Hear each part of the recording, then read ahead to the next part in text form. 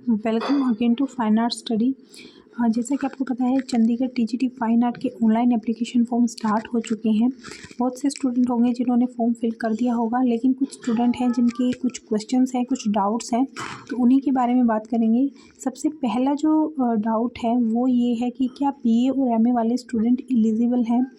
तो देखिए, official notification की हम बात करें तो वहाँ पर लिखा गया है कि BFA and its equivalent with 50% marks, यानी कि आपको बीएफए की डिग्री होनी चाहिए। ठीक है, बीएफए हो आपके पास या फिर एमएफए हो, तो दोनों ही सिचुएशन में, दोनों ही डिग्रीज में आप इस पोस्ट के लिए एलिजिबल हैं। इसके साथ ही अगर आपने बीवीए की डिग्री आपके पास है या फिर एमवीए की डिग्री आपके पास है, तब भी आप एलिजिबल हैं। और उसके साथ ही यहाँ पर लिखा गया है कि इक्विवेलेंट का मतलब होता है समकक्ष, यानी कि बीएफए की समकक्ष।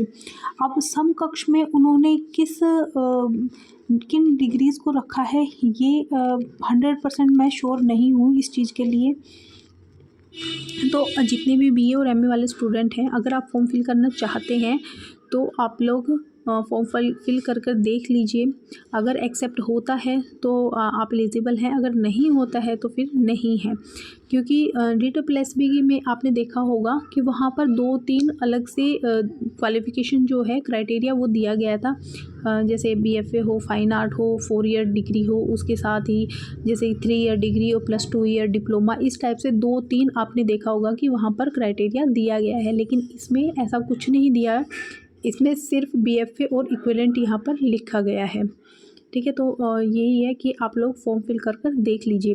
लेकिन इतना याद रखिएगा कि जब आपकी ग्रेजुएशन है उसमें आपको 50% मार्क्स होना कंपलसरी है। अगर आपके 49 पॉइंट भी कुछ हैं तब भी आप एलिजिबल नहीं हैं।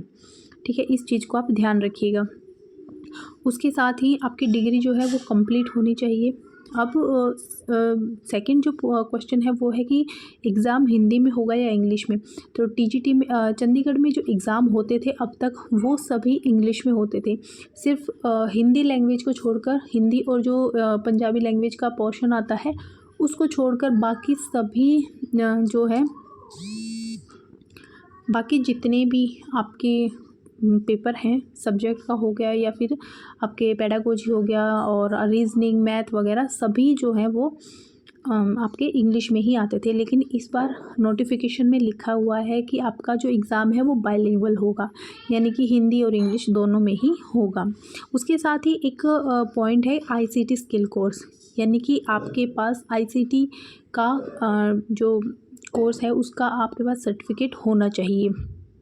आईसीटी होता है आपका जो कंप्यूटर का कोर्स होता है ना, उसका आपके पास यहाँ पर जो सर्टिफिकेट है वो चाहिए। अच्छा, ये सर्टिफिकेट जो है वो आपको जब आपका डॉक्यूमेंट्स वेरिफिकेशन होगा उस टाइम पर आपको ये चाहिएगा।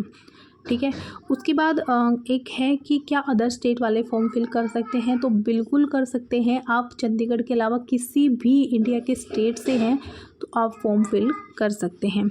उसके बाद एक है कि सिलेक्शन प्रोसेस क्या रहेगा।